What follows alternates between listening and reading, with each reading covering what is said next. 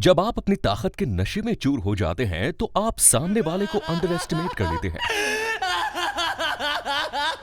और ये भूल जाते हैं कि अगर सामने वाले ने अपनी चाल चली तो आप उसे झेल नहीं पाएंगे। कुछ ऐसे ही ओवर कॉन्फिडेंस में घिरे लोग अपने पांव पर कुल्हाड़ी मार देते हैं। कुछ यही बात रामानायक के ऊपर भी फिट बैठती है।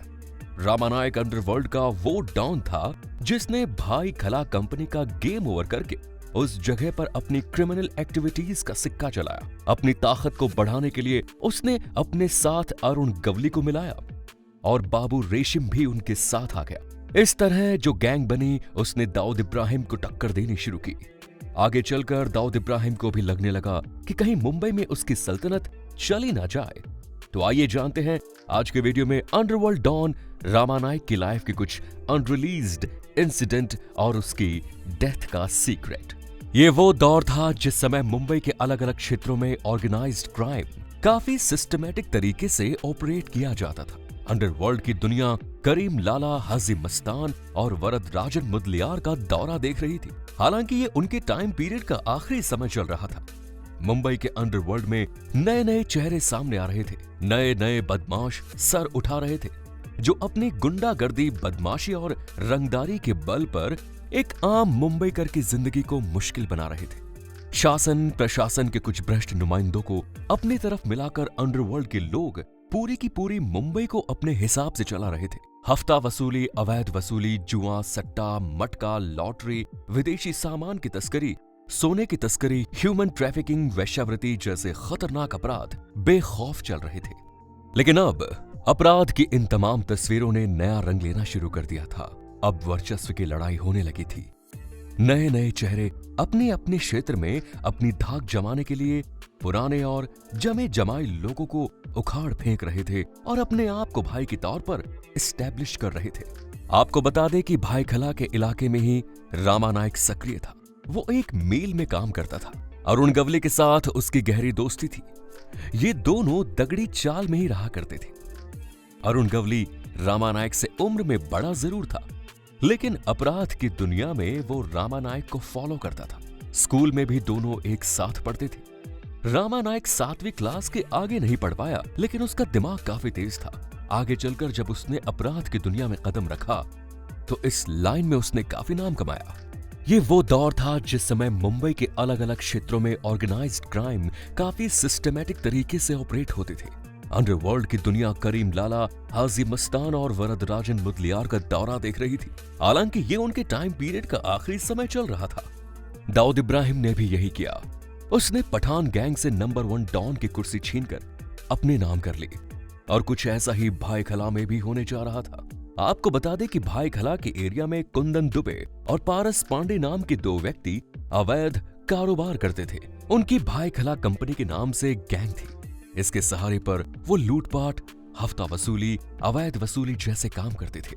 इसी इलाके में रामानायक भी एक्टिव था और वो भी इसी तरह के क्राइम करते जा रहा था। डेफिनेटली इस तरीके से भाई खला गैंग और रामानायक के बीच में टकराव होना स्वाभाविक था और यही हुआ भी।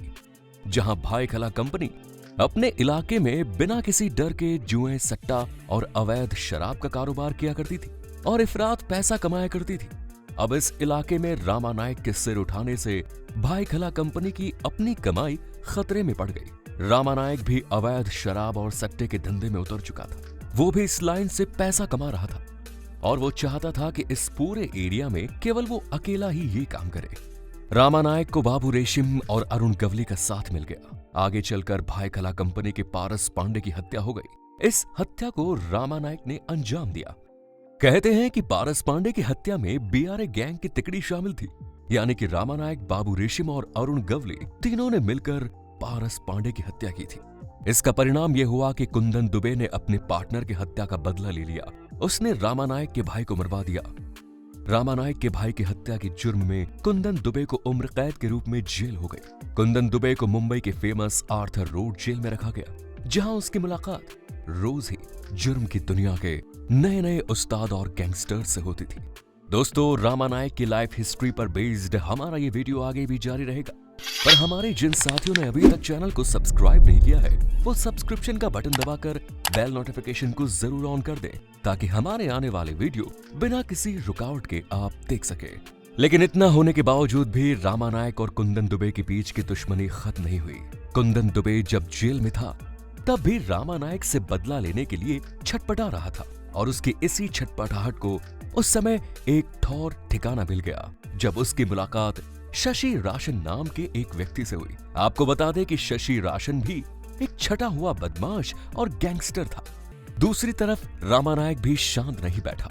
उसके भाई की मौत हुई थी, इसीलिए रामा नायक ने भी कुंदन दुबे के परिवार को परेशान करने में कोई कोर कसर नहीं रखी।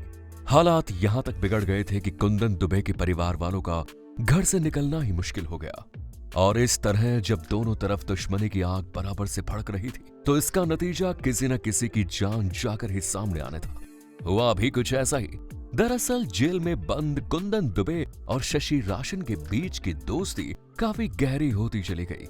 धीरे धीरे कुंदन दुबे ने शशि राशन को रामा नायक और अपनी दुश्मनी के बारे में सारी बातें बता दी। नतीजा ये हुआ कि आगे चलकर शशि राशन को जब अदालत से जमानत मिल गई और वो जमानत पर बाहर आया, तब उसके बाद उसने कुंदन दुबे के साथ दोस्ती निभानी जारी रखी। अक्सर आपने ये बात तो सुनी होगी कि जेल की दोस्ती और दुश्मनी दोनों ही बेकार होती है। यानी अगर आपने जेल में किसी के साथ गहरी दुश्मनी कर ली या ज्यादा दोस्ती कर ली, तो इसका परिणाम आपको भुगतना पड़ता है। कुछ ऐसा ही शशि राशन के साथ भी हुआ। जेल से बाहर आने के बाद शशि राशन ने रामा नायक और अरुण गवली के घर परिवार वालों को आतंकित करना शुरू कर दिया। वो अक्सर इन दोनों के घर जाता और वहां जाकर तोड़फोड़ मचा देता। ऐसा ही उसने एक दो बार नहीं बल्कि कई बार किया। इसका नतीजा ये हुआ कि अब अरुण गवली और रामा नायक दगड़ी चाल छोड़कर चेंबूर में जाकर रहने लगे। वहां वो दोनों वरदाराजन मुद्रियार की शरण में थे और वहां उनको परेशान करने वाला कोई नहीं था। लेकिन अब इन दोनों ने फैसला किया कि किसी भी हालत में अब शशि राशन का गेम बजाना पड़ेगा। अब शशि राशन के लिए फील्डिंग जमाई जाने लगी। उसकी रैकी की गई और उसके पीछे लड़के लग गए जो उसकी पल पल की खबर रामा नायक और अरुण गवली को देते थे। साल 1978 के अगस्त महीने में एक दिन शशि राशन बियर बार में बैठा दारू पी रहा था। दारू पीने के बाद वो बाहर निकला, फिर अपनी कार में बैठा और वापस अपने अड्डे पर जाने लगा। रामा नायक और अरुण गवली इसी मौके की तो तलाश में थे। उन्होंने शशि राशन को रास्ते में रोका और उसके ऊपर धार धार हथियारों से हमला कर दिया। खून से लथपथ और बुरी तरह घायल शशि राशन किसी तरह हमलावरों के चंगुल से बचकर भागने में कामयाब हुआ। वो भागता रहा और भागते हुए रेलवे स्टेशन पर पहुंच गया, लेकिन यहीं उसकी लाइफ का लास्ट डेस्टिनेशन साबित हुआ, क्योंकि यहाँ वो घायल अवस्था में रेलवे स्टेशन पर जो गिरा, उसके बाद तो वो उठ नहीं पाया। इस हमले में शशि राशन का गेम ओवर हो गया और अब भाई खला कंपनी का भी खेल खत्म हो गया। इसके बाद इस पूरे इलाके में रामा नायक का एक छत्र राज हो गया। उसकी सत्ता यहाँ चलने लगी। बीआरए गैंग ने भाई खला गैंग के हर एक धंधे को टेक ओवर कर लिया। रामा नायक और अरुण गवली दगड़ी चाल में आकर रहने लगे। यहीं से वो अपने धंधे का संचालन करने लगे। उन्होंने अपनी गैंग को मजबूत करने के लिए नए नए लड़कों की भर्ती की, नए नए शूटर्स को अपने साथ शामिल किया। अब धीरे धीरे उसका गैंग काफी मजबूत स्थिति में पहुंच गया। पावर और पोजीशन का चस्का इन दोनों को लग चुका था, लेकिन पावर के साथ साथ पैसे की भी जरूरत थी। अब रामा नायक को अपने धंधे से इतना पैसा कमाना था कि अपने साथ काम कर रहे लड़कों का जीवन भी चला सके, क्योंकि गैंगस्टर्स के लाइफ में सबसे इंपॉर्टेंट उनके साथ काम करने वाले लोग होते हैं। अगर उनके साथ काम करने वाले लोग उनके प्रति वफादार और जान देने के लिए तैयार हैं, तो गैंग मजबूत रहती है और गैंगस्टर सिक्योर। जिम्मेदारी केवल खुद की नहीं होती, बल्कि अपने साथ काम कर रहे तमाम लड़कों और उनकी फैमिली की भी जिम्मेदारी होती है। जो लड़के जेल में थे, उनके घर परिवार को चलाने की जिम्मेदारी थी। जो लड़के साथ में काम कर रहे थे, उनकी हर महीने की सैलरी और पैसे की टेंशन थी। इसके साथ ही उनकी अपनी कमाई और खर्च के बीच बैलेंस करने की भी जरूरत थी। बिना पैसे के कुछ भी नहीं होता है। गैंग को और ज्यादा घातक और खतरनाक बनाने के लिए नए नए हथियार खरीदने की जरूरत थी, जिसके लिए पैसों की जरूरत थी। इसके अलावा जिस इलाके में गैंग ऑपरेट करता था, उस इलाके के पॉलिटिशियंस को मैनेज करके चलना पड़ता था, जिसके लिए पैसों की जरूरत होती थी। उसी इलाके के तमाम पुलिस ऑफिसर्स और कर्मचारियों को हफ्ता देना होता था, ताकि वो बिना पुलिस के दखल के उस इलाके में अपने अवैध धंधे चला सके। और इन सब तमाम बातों में खास बात ये थी कि पैसों का सारा लेन देन कैश में ही होता था। कोई भी माफिया या डॉन अपने कारनामों के लिए इस्तेमाल में ले जाने वाले पैसों के रखरखाव और सिक्योरिटी के लिए किसी बैंक को इस्तेमाल नहीं कर सकता था। पैसों की इस जरूरत को पूरा करने के लिए रामानायक किसी बड़े काम की तलाश में था जिससे कि एक बड़ा पैसा आ सके। वो किसी ऐसे बिल्डर, व्यापारी या पैसे वाले आदमी की तलाश में था जिससे कि अच्छी खासी रकम वो निकाल सके।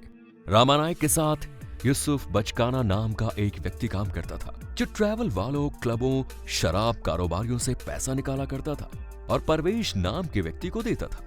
परवेश इस पैसे को आगे रामानायक के पास जमा करवा देता था। इसी तरीके से खतरनाक शूटर दिलीप बुआ भी रामानायक के लिए काम करता था। दिलीप बुआ और रामानायक की मुलाकात किरण बालावलकर ने करवाई थी। इसके बाद दिलीप बुआ रामानायक के साथ उसका शूटर बनकर काम करने लगा। ये वही दौर था जब अरुण गवली, बाबू रेशम और रामानायक की गैंग काफी मजबूत हो गई थी। इस गैंग की ताकत इतनी बढ़ गई थी कि ये पूरी मुंबई को अपने कब्जे में ले सकता था। मुंबई अंडरवर्ल्ड के सारे काम संभाल सकता था। लेकिन इसके साथ ही इस गैंग की दुश्मनी भी बढ़ गई। इस गैंग के कॉम्पिटिटर थे डी कंपनी के दाऊद इब्राहिम और अमर नायक जैसे खतरनाक लोग। कुल मिलाकर अब पुलिस के साथ साथ दुश्मनों की गैंग भी उनके पीछे लग गई और उन लोगों के टारगेट पर थे गैंग के टॉप लीडर्स, जिनमें बाबू रेशम, रामानायक और अरुण गवली का नाम सबसे पहले आता था। दुश्मन इस बात को अच्छी तरह से समझते थे कि यदि किसी तरीके से इन तीनों को निपटा दिया तो डेफिनेटली ये गैंग पूरी तरह से खत्म हो जाएगी। इस बात को गैंग के दुश्मन अच्छी तरह से समझते थे। तो इसी कड़ी में दुश्मनों की पहली चाल तब कामयाब हुई जब जैकब सर्कल के पास मौजूद पुलिस लॉकअप में बाबू रेशम की बेरहमी से हत्या कर दी गई। बाबू रेशम के मरने से अरुण गवली और रामानायक को अच्छा खासा झटका लगा। दुश्मनों की पहली चाल तो कामयाब हुई। अब उनके टारगेट पर रामानायक और अरुण गवली थे। इसी बीच साल 1987 में मुंबई के जोगेश्वरी इलाके में एक प्रॉपर्टी थी जिस पर बिल्डर अपना काम कर रहे थे। उस प्रॉपर्टी पर रामानायक की नजर पड़ी और उसने इस प्रॉपर्टी पर अपना कब्जा जमाने की कोशिश की। बिल्डर से बात की तो बिल्डर भी रामानायक को ना नहीं कह सका। उस जमाने में इस प्रॉपर्टी के जरिए रामानायक के पास लगभग 3.5 करोड़ रुपए आने थे। अगर इतना पैसा रामानायक और अरुण गवली को मिल जाता तो डेफिनेटली उनकी गैंग काफी मजबूत स्थिति में आ जाती। लेकिन ऐसा हुआ नहीं, क्योंकि इसी प्रॉपर्टी पर शरद शेट्टी की नजर थी और वो इलाका भी शरद शेट्टी के अंडर में आता था। आपको बता दें कि शरद शेट्टी दाऊद इब्राहिम का खास आदमी था और वो उसके लिए ही काम किया करता था। बिल्डर अपने किसी प्रोजेक्ट के लिए जब भी किसी जमीन को चुनते तो वो अपने पूरे प्रोजेक्ट की डिजाइन बनवाते थे। लेकिन उस प्लॉट पर अगर स्लम्स बस्तियां मौजूद हो या फिर कोई रिहायशी कॉलोनी हो और उसे खाली कराना हो तो ये काम आसान नहीं होता था। कई बार बिल्डर उस जमीन पर रहने वाले लोगों से संपर्क करता, उन्हें पैसे लेकर जमीन छोड़ देने के लिए मनाता। कुछ लोग मान जाते हैं लेकिन कुछ लोग नहीं मानते। यदि इनमें से कोई एक व्यक्ति भी कोर्ट चला जाए और बिल्डर के खिलाफ जमीन को लेकर कोर्ट केस फाइल कर दे तो फिर मामला कोर्ट में चला जाता है और लटक जाता है। तब उस प्लॉट को खाली करना एक कड़ी चुनौती होती है। अगर इस चुनौती को वो कानून के रास्ते से पूरा करना चाहें तो डेफिनेटली इस काम में 25 से 30 साल लग जाते हैं, क्योंकि पहले केस फाइल होता, उसके बाद सिविल कोर्ट में मामला चलता और उसके बाद फिर फैसला आने में लंबा समय लग जाता। ऐसी कंडीशन में बिल्डर को काफी नुकसान हो जाता है, क्योंकि वो प्रोजेक्ट पर अपने करोड़ों रुपए लगा चुका होता है। इसकी जगह बिल्डर को यही रास्ता ज्यादा सही लगता है कि वो किसी भी ताकतवर माफिया डॉन के हाथ में जमीन को खाली कराने का काम दे दे। इसके बदले में बिल्डर डॉन को एक मोटी रकम देता है, फिर वो डॉन अपने तरीके से उस प्लॉट को खाली करवा देता था। माफिया डॉन उस जमीन पर रहने वालों को डरा धमकाकर या किसी तरीके से मना कर उस जमीन को खाली कर लेता है और उस जमीन को वो फिर बिल्डर के हवाले कर देता है। जोगेश्वरी इलाके में जिस बिल्डर ने उस प्लॉट पर अपना पैसा फंसाया था वो चाहता था कि वो प्लॉट पूरी तरह से खाली हो जाए और ये काम उसने 3.5 करोड़ में रामानायक को दिया था। लेकिन जैसा कि हमने आपको बताया कि वो इलाका शरद शेट्टी का था। प्रभाकर शेट्टी, उदय शेट्टी जैसे लोग शरद शेट्टी के ही चेले चपाटे थे। जोगेश्वरी का इलाका शरद शेट्टी का गढ़ माना जाता था, इसीलिए इस काम में शरद शेट्टी ने भी हाथ डाला। शरद शेट्टी भी दुबई में अपना कारोबार शुरू करना चाहता था। उसे होटल बनवानी थी। मुंबई में उसने अपने साथ जिन लड़कों को रखा उन्हें भी पैसे बांटने थे, इसीलिए उसे भी पैसों की जरूरत थी जितनी की रामानायक को। और यहीं से रामानायक और शरद शेट्टी के बीच तकरार हुई। एक ही बिल्डर के पास एक ही काम को करवाने के लिए 2 अलग अलग डॉन पहुंचे। बिल्डर दोनों को मैनेज नहीं कर सकता था, इसलिए दोनों डॉन यानी कि शरद शेट्टी और रामानायक के बीच में जबरदस्त झगड़ा हुआ। अब ये झगड़ा कानून के रास्ते से नहीं निपट सकता था, क्योंकि ना तो पुलिस की मदद ले सकते थे और ना ही कोर्ट जा सकते थे। फाइनली इस मामले को निपटाने के लिए दोनों ही पार्टी दाऊद इब्राहिम के पास पहुंची। दाऊद इब्राहिम के सामने जब मामला आया तो उसने पूरे मामले को देखने सुनने के बाद फैसला शरद शेट्टी के पक्ष में सुना दिया और रामा नायक से कह दिया कि तू इस प्लॉट के काम से पीछे हट जा। रामा नायक दाऊद के सामने तो कुछ नहीं बोला, लेकिन वो अपने मन में फैसला कर चुका था कि वो किसी भी कीमत पर इस प्लॉट के काम से पीछे नहीं हटेगा, क्योंकि पीछे हटने का मतलब था सीधा सीधा 3.5 करोड़ रुपयों का नुकसान और उसकी गैंग और उसके लिए सर्वाइवल और जान का खतरा। फाइनली मुंबई आने के बाद रामा नायक ने एक बार फिर बिल्डर को टच किया। बिल्डर भी रामा नायक को भीतर से सपोर्ट करना चाहता था, लेकिन वो बीच में उलझ गया। ना तो वो शरद शेट्टी का साथ खुलकर ले सकता था और ना ही रामा नायक का। आगे चलकर ये बात जब शरद शेट्टी को पता चली कि दाऊद की बात को रामा नायक ने नहीं माना है, इसके बाद रामा नायक के पीछे दाऊद गैंग और शरद शेट्टी के लोग पड़ गए। रामा नायक ने एक बार फिर उसी के इलाके में शरण लेना सही समझा, जहां पहले वो शशि राशन से डर कर छुपा करता था। तगड़ी चाल से अलग हटकर चैम्बूर के जिस इलाके में वर्धा राजन के बताए गए फ्लैट में ये लोग रहते थे, वहीं पर झामा स्वीट्स नाम की एक दुकान थी और उसके बगल में एक नाई की दुकान थी। रामा नायक पहले भी वहां जाकर बाल कटवाता था, लेकिन नाई को नहीं मालूम था कि इतना बड़ा क्रिमिनल है, अंडरवर्ल्ड का डॉन है। वो उसे एक नॉर्मल क्लाइंट की तरह ट्रीट करता था। रामा नायक एक बार फिर वहीं जाकर छुपने लगा और इस नाई के पास जाकर बाल बनवाने लगा। रामा नायक अपनी हेयर स्टाइल के लिए भी जाना जाता था। यही वजह थी कि जब भी वो बाल बनवाने जाता तो उसे इस काम में काफी समय लग जाता। जिन लोगों ने रामा नायक को मारने का डिसीजन लिया था, वो अच्छी तरह से जानते थे कि इसे दगड़ी चाल में मारना मुश्किल है, इसीलिए वो इंतजार कर रहे थे कि वो चैम्बूर के अपने इलाके में आए इसी नाई के पास बाल बनवाने, तब जाकर वो इसका काम तमाम करे। इसके लिए उन्होंने पूरा जाल बिछाया, अपने 7 शूटर तैनात करके रखे, मगर रामा नायक वहां नहीं पहुंचा। फाइनली उन्होंने अपने शार्प शूटर्स को भी वहां से हटा दिया, अपने आदमियों को भी हटा दिया, लेकिन इसके बाद एक दिन रामा नायक वहां पर अपने बाल बनवाने के लिए पहुंचा तो ये खबर उनके दुश्मनों तक पहुंच गई, पर इतनी जल्दी उनके शूटर्स वहां पर नहीं पहुंच सके। इसीलिए उन्होंने नजदीकी पुलिस स्टेशन में फोन किया। उस समय वहां पर एक सब इंस्पेक्टर राजेश काटधरे था। उसको जब रामा नायक के एग्जैक्ट लोकेशन के बारे में पता चला तो वो सीधा सीधा अपनी टीम के साथ इस नाई की दुकान पर पहुंच गया। उन्होंने सीधे सीधे रामा नायक को गोली मार दी। हालांकि अपने बचाव में पुलिस ने यह कहा कि उन्होंने रामा नायक को सरेंडर करने के लिए कहा था और रामा नायक ने पुलिस वालों पर गोली चलाई। अपने बचाव में पुलिस वालों ने गोली चलाई, जिसमें रामा नायक मारा गया। बाद में जब प्रेस वाले वहां पहुंचे और उन्होंने चश्मदीद लोगों से बात की तो उन्होंने बताया कि रामा को जब पता चला कि पुलिस उसे पकड़ने आई है तो उसने दोनों हाथ खड़े करके सरेंडर करने को कहा और पुलिस वालों से कहा कि आप मुझे अरेस्ट करके जहां चाहे ले जा सकते हैं, पर मेरा एनकाउंटर ना करें। लेकिन इसके बाद भी पुलिस वालों ने उसका एनकाउंटर कर दिया। रामा नायक के मरने के बाद उसकी बहन ने इस एनकाउंटर के खिलाफ कोर्ट में पिटीशन भी फाइल की। आगे चलकर एनकाउंटर करने वाले पुलिस ऑफिसर पर भी केस चला। तो ये थी रामा अंडरवर्ल्ड डॉन रामा नायक की पूरी कहानी। उम्मीद है ये वीडियो आपको पसंद आया होगा। पसंद आए तो लाइक करें, शेयर करें, चैनल को सब्सक्राइब करें। धन्यवाद।